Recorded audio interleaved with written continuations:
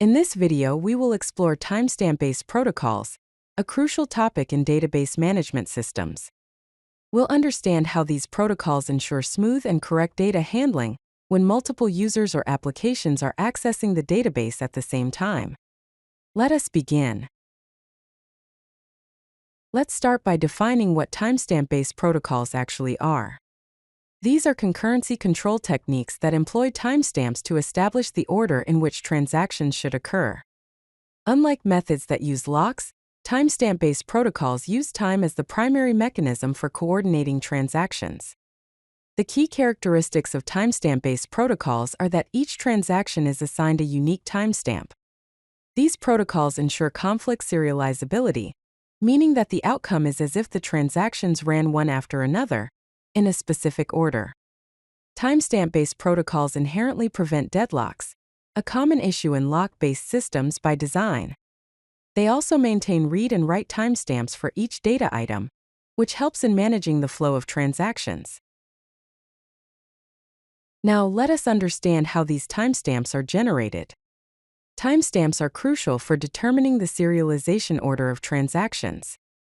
There are generally two common methods for generating timestamps. The first method is using the system clock.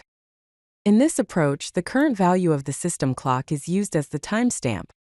So the timestamp of transaction T sub I can be represented as TS, open parenthesis, T sub I, close parenthesis, equals current time, open parenthesis, close parenthesis. The second method is using a logical counter. Here, a global counter is used that increments with each new transaction.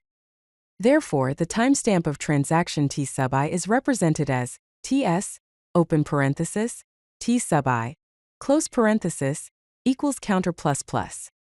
It is important to note that each transaction T sub I receives a unique timestamp, TS, open parenthesis, T sub I, close parenthesis at the start of its execution. Each data item in the database maintains two types of timestamp values. First, we have the read timestamp, denoted as R timestamp, open parenthesis, Q, close parenthesis. This timestamp represents the largest timestamp of any transaction that has successfully read the data item, Q. Second, there is the write timestamp, denoted as W timestamp, open parenthesis, Q, close parenthesis.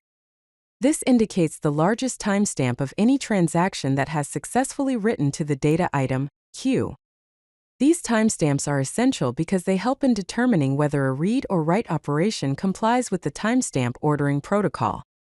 If an operation violates the protocol, it might be rejected to maintain data consistency. The basic timestamp ordering protocol defines the rules for how read and write operations are handled to ensure data consistency. Let us consider the read operation. If a transaction T sub I wants to read a data item Q, the protocol checks if the timestamp of T sub I is less than the write timestamp of Q. This means that the transaction is trying to read an outdated value. In such a case, the transaction is aborted and restarted. Otherwise, if the timestamp of T sub I is not less than the write timestamp of Q, the read operation is allowed to proceed and the read timestamp of Q is updated to the maximum of its current value and the timestamp of T sub I.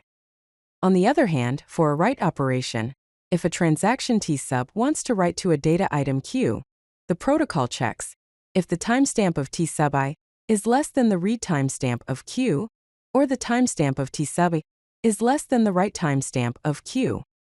If either of these conditions is true, it means that the write operation would violate the timestamp order. Therefore, the transaction is aborted and restarted. Otherwise, if both conditions are false, the write operation is allowed, and the write timestamp of Q is updated to the timestamp of T sub I. The Thomas Wright rule is an optimization technique applied to the basic timestamp ordering protocol. Its main goal is to allow certain write operations that would otherwise be rejected, thereby increasing concurrency. Here is how it works. If the timestamp of transaction T sub I is less than the read timestamp of Q, then the write operation would violate timestamp order, and the transaction T sub I is aborted and restarted. However, if the timestamp of t sub I is less than the write timestamp of q, according to the Thomas-Wright rule, the write operation is simply ignored and the transaction continues without aborting. Only if the timestamp of t sub I is not less than either read timestamp of q or write timestamp of q, the write operation is executed and the write timestamp of q is updated to the timestamp of t sub I. The key benefit of the Thomas-Wright rule is that it enhances concurrency by preventing unnecessary transaction aborts, especially when the write operation does not affect the final outcome and can be safely ignored. Let's walk through an example to illustrate how the timestamp ordering protocol works in practice. Assume that a data item q has the following initial values. The read timestamp of q is 25, and the write timestamp of q is 20. We have three transactions, T1 with a timestamp of 15, T2 with a timestamp of 30, and T3 with a timestamp of 35. If transaction T1 tries to read q, the operation is aborted because the timestamp of T1, which is 15, is less than the write timestamp of q, which is 20. Next, if transaction T2 writes to q, the operation is successful and the write timestamp of q is updated to 30. After that, if transaction T3 reads q, the operation is successful and the read timestamp of q is updated to 35. Finally, if transaction T1 attempts to write to q, this operation is aborted because the timestamp of T1, which is 15, is less than the read timestamp of q, which is 35. Let's consider the advantages and disadvantages of timestamp-based protocols. The advantages are: timestamp-based protocols are deadlock-free by design because there is no waiting involved. There is no need for lock management overhead, which simplifies the system. These protocols guarantee conflict serializability, ensuring data consistency. Timestamp-based protocols are simple to implement and understand.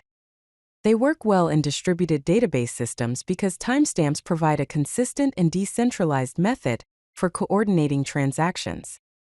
The disadvantages are: there is a potential for high abort rate, which can lead to cascading aborts, where one transaction's failure causes others to fail as well.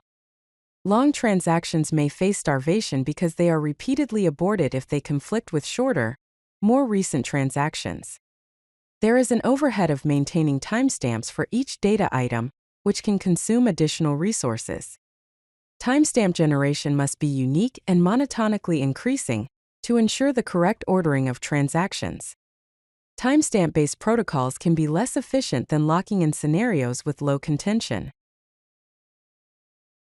To summarize, timestamp-based protocols use timestamps to order transactions and ensure serializability without locks. The protocol maintains read and write timestamps for each data item and enforces timestamp ordering for operations. Optimizations like the Thomas-Wright rule can improve concurrency by ignoring obsolete writes. While these protocols are deadlock-free, they may suffer from high abort rates, especially for long-running transactions. Timestamp-based protocols are commonly used in distributed databases, real-time analytics, multi-version concurrency control, and mobile database systems. If you like this video, hit that like button and don't forget to subscribe. Visit codelucky.com for more such useful content.